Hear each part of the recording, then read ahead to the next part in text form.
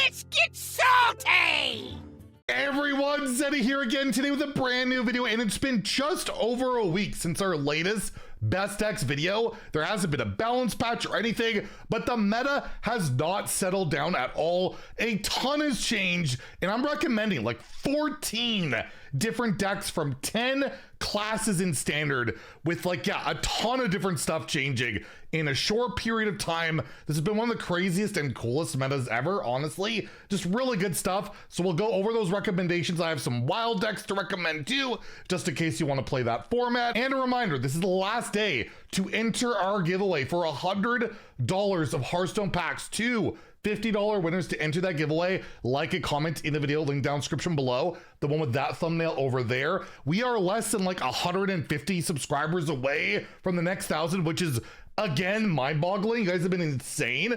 We hit that next 1,000 by tomorrow, which is possible. If you hit that sub button, I will add 2 more $50 winners. So hit that sub button, make me go broke, and it also gets us a step closer to the brand Bronzebeard, whatever kind of cosplay video stream we're gonna do on the road to 100,000 subscribers. So hit that sub button, make me go brand. So let's go through. There are a ton of decks to talk about, starting off with probably, I think is the best deck in standard. There's no clear best deck, but there are some really strong ones. And yeah, Hogg, Cliff Dive, all around ball hog. And as I predicted when the nerfs were announced, that Ravenous Fellhunter would still be a good card because ball hog exists. And yes, playing ball hog on 4 into Fellhunter on 5, and then bringing it all back with return policies is really good. And you also have Cliff Dive in here to either cheat those things out, get it going, or just Illidari, smack in the face, or there's the Illidari, or play or get the Mechtherodon, which will stick on the board and deal the 3 both times, and then come back as a 12/12. You have Shaladristle in there, which you can corrupt with the Inquisitor, or just, you know, play it normally, which is not the worst, as we'll see in another deck later. And yeah, got some early game to like control the board with your auras or the Dreadseed mechanic. One of the best decks out there all around, does really well. So if you're looking for a Demon Hunter deck, it is probably the best one out there. Drunk Paladin has emerged. We'll probably have a gameplay video on this tomorrow. I haven't played it yet. Gonna play it over at twitch.tv/Zeddy later today. I stream around like 3 p.m. or 4 p.m. Pacific, so quite a ways after this video goes live. And that we'll have a gameplay video tomorrow highlighting this, but it is doing really well. It does the whole Ursol Shaladristle thing, right? Where it corrupts it and then recasts it 3 times as an aura. But you have really good early game in here with like just getting a Slither Spear out and getting a bunch of buffs on it can be really good. It does the whole Libram Paladin thing at Wild with Flickering Lightbot, getting these out for like 0 mana. And then Sea Shanty can come down really early. It's a 0 mana 15/15, or maybe your Ursol plays that, right? Ursol just summoning 15/15s too. And you have, of course, tutors in here like the Divine Maul to make it all happen, and Sunsapper Lanessa to take advantage of all these cheap spells. And yeah, it's emerged as one of the best decks in standard. It took that Tree Paladin shell and just made it a heck of a lot better. And yes, cards cost 0 a lot with this, which will make it a deck that maybe I'll bitch about in the near future, but we'll highlight it first, of course. Speaking about bitching about decks, yes, Zarimi Priest is still doing really well. Not top tier, say it's like tier 2 or high tier 3, but the whole thing is, you know, play your early dragons, cycle through your deck, stay alive with like an Ancient of Yore, which is popping up a lot, which I figured was. Took some time, but this card's popping up in a lot of decks. And then you play basically Neralax, you play your Ysera to get some mana, play your Briar Spawns, take that extra turn with Zarimi, and obliterate your opponent. Not particularly fun or interactive. A deck that I personally hope, if it continues to be powerful, will be nerfed yet again. I don't know if that'll happen, but in the meantime, if you're looking for a priest deck, this is by far the best one I could find in terms of stats. There's aggro decks out there, the Zealot Priest, but overall, Zarimi is the best way to go. And if you're looking to play Imbue or Control, no, Priest is an aggro and combo class now. Remember, we had that whole video about that earlier.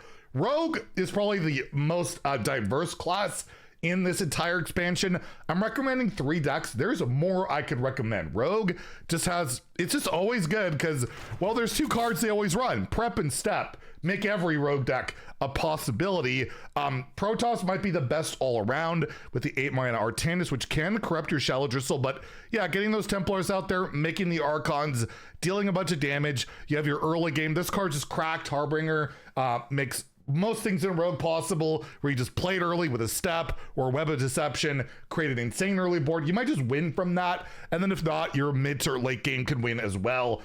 Just a very solid tempo deck with like combo potential with your Sonya and your Templars and all that. Yeah, it's doing really good. Maybe the best other Rogue deck, like I saw Pizza get top 10 Legend with it. People done really well.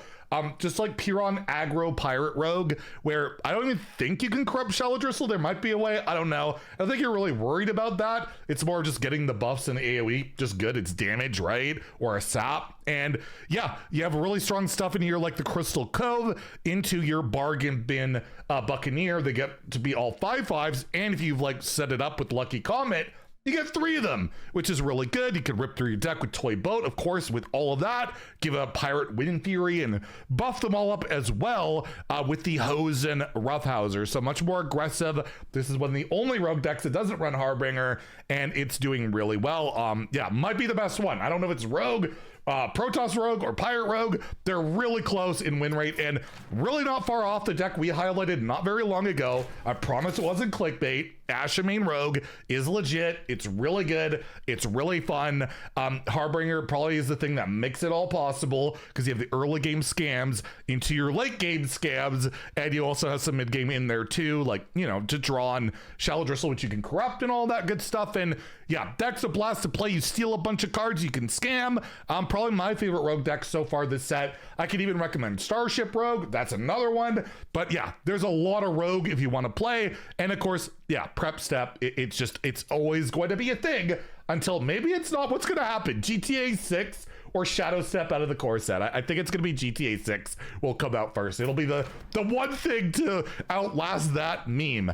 Moving on to Warlock, the main deck out there, really. There's 2 different versions. The highest win rate one I can find is the one that I prefer. I saw like Gabby top 10 Legend with this very recently. It's the deck we highlighted, Starship Wheel Warlock. So you have the Wheel of Death for that late game inevitability, as well as Kill Jaded once you delete your deck or you set up Kill Jaden into Wheel of Death, and of course just gain an insane amount of armor, whether it's Arcanite Defense Crystals, Ancient of Yore, which have really good synergy with Cursed Campaign, because then they redo the armor all of a sudden, and they're drawing cards, can be really solid. And you got the whole Zerg like location package with Ultralisk Cavern and Consume, and probably one of my favorite decks of the set too. Really grindy, really slow games, but that's kind of what I like, and it can be really hard to kill it. We even use like Heart of the Legion and Fellfire Thrusters for like the first time, making me regret not buying the signature bundle for it. But hey, I'm not getting them all now, and sometimes you just miss out. Oh no, Zeddy doesn't have the perfect cosmetics. Woe is me. But yeah, really fun deck if you like the slow, grindy control style that kind of cheeses it with Wheel of Kill Jaden, but that's modern Hearthstone. You can't win in fatigue and attrition. That doesn't happen anymore. The best Deathlike deck, no longer Triple Blood. Like we had that video, I think yesterday on Hand Buff, is legit one of the best decks out there. It just popped up over the weekend. Homie really helped popularize it, and it got me to top 100, got Homie to like top 50. I think Clark was top 100 for a bit. A lot of people done really well with it, and I think it's card for card, the same list we shared yesterday. If you want a gameplay video on it, we already have it if you want to see how it works. But yeah, basically Amateur Puppeteer, buff the crap out of like Swarm Guards or your Munchers to try and kill people. And of course you have Dark Thorn Quilter, which can deal damage, but in particular when it's coupled with Poison Breath, it's effectively an AoE. And you got Seamstress, although it's not Rainbow, you got Rush and Lifesteal, and when it's buffed up, that's a really important to heal up, kill something, or just create a giant threat, right? So deck's pretty fun to play and really, really darn effective with the lack of like mass AoEs and silence in the meta. Just not quite there unless you're playing Triple Blood DK, which has fallen off a lot. It's still good. It's still exhibiting top win rates. The problem is it's no longer like tier 1 or anything, because Demon Hunter at higher ranks is so prevalent, it really struggles against that, and the wheel warlocks too, right? So it's definitely got more tough matchups now, but you got incredible AoE like Corpse Explosion, you have the Poison Breath Wild Pyro combo, Ceaseless, Ziliax, like you got a lot. Oh, it's like all removal and healing, right? And cycle until you try and get to kill Jaden and just win with infinite demons.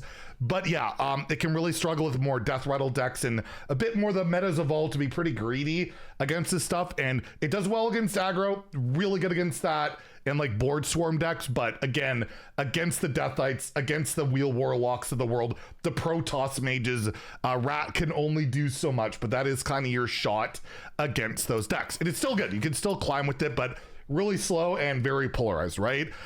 Hand buff Hunter, one of the most frustrating decks you could possibly face on ladder, but it's really good, so I have to recommend it as the best Hunter deck. The idea is basically a reserve spot. This card's ridiculous. Give a random minion in your hand +4/+4. If it's the only one, you reduce the cost by 2, and you hit the mythical Rune Bear and just get a giant minion or 2 of them with taunt really early and scam the game.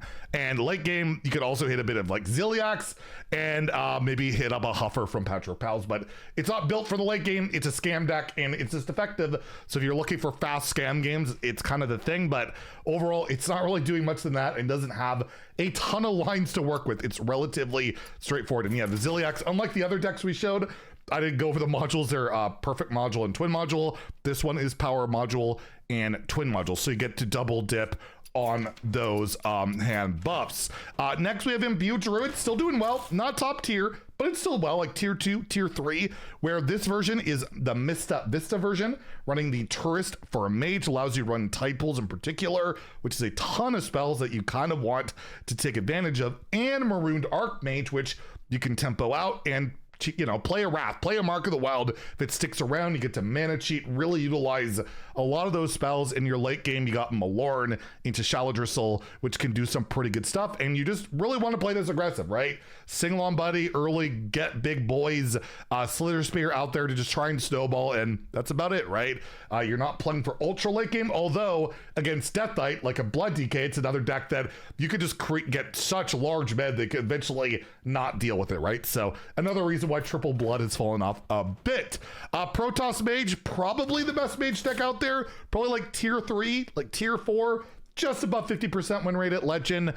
The idea is just to solve with armor gain, AoE, removal, and then really ramp up your Colossus to be able to play multiple of them by brewmastering them and eventually killing pretty much any deck out there. It's really hard to out armor. It's possible, but it's hard. But yeah, the deck can struggle with like aggression, early game and all that stuff. So something to be wary of, but if you're looking for a grindy combo style of deck, Protoss Mage is doing some work. If you're looking for some more tempo in your mage, Imbue Tourist Mage appears to be the best Imbue deck, where you have Portal Mancer Skyla, you have Metal Detector to get like coins and do the whole Tsunami thing, right? Before it was like 10 mana and Skyla was what, 5 mana. It was 10 mana, like get 4 of them. Like that was absurd, dominating the meta for a while. But yeah, this hybrid version is doing pretty well. You have cards to create cheap spells like Violet Spellwing, and yeah, play the Imbue package. You can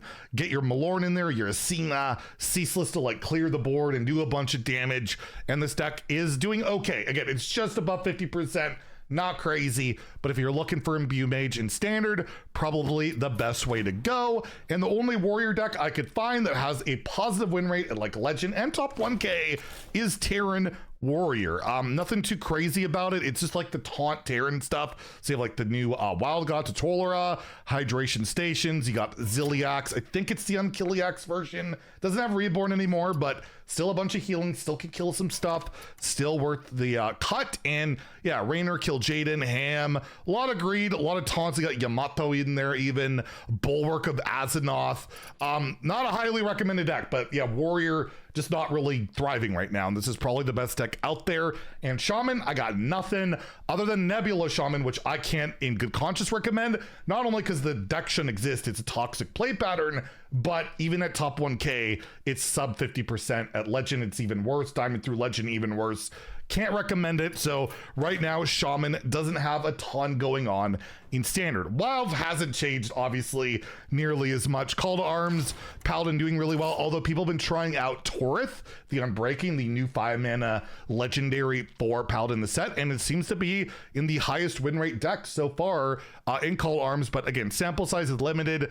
You don't have to have it. You could play something else, but other than that, looks pretty normal for Call to Arms Paladin, so something you might want to try. Libram Paladin, again, nothing really new going on here. Just play a lot of 0-mana cards, spam Librams, try and lock your opponent out with Cold Feet or Rebuke, and kill with like Crusaders or in 0-mana cards. It's really fast, really consistent, and I kind of wish there was some balance changes for Wild right now, because Paladin, if you look at the win rate, like just ridiculous in the format. Shadow Priest, I've noticed an uptick in Shadow Priest bots. I wonder if you guys have noticed that, but I've been facing a lot of that, but it's still a really good deck. You just kill people really fast, punish anyone that's not playing any like slower deck, because you just murder them so fast, because Void Touch the Tenant is absolutely absurd. And yeah, you can get through like Ice Block with Ashen Elemental if you're looking for something like that.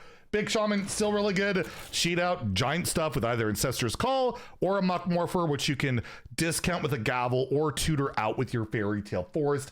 Again, you win or lose extremely fast with this deck, and it's really effective at winning overall. So certainly a deck you can take. And Imbue Mage has been kind of running rampant. It's not top tier, loses pretty hard in particular to Shadow Priest, but it's legend capable because Reckless Apprentice plus the Imbue is outright broken, especially when paired with Sing Along Buddy or Brand Bronzebeard. And our ETC has Objection, Tight Light Witness to get through those ice blocks and Devolved Missiles, maybe for the Libram Paladins or the, I guess, Shadow Priest, but it's probably too late by then anyway. So there you go. Deck recommendations for Standard and Wild.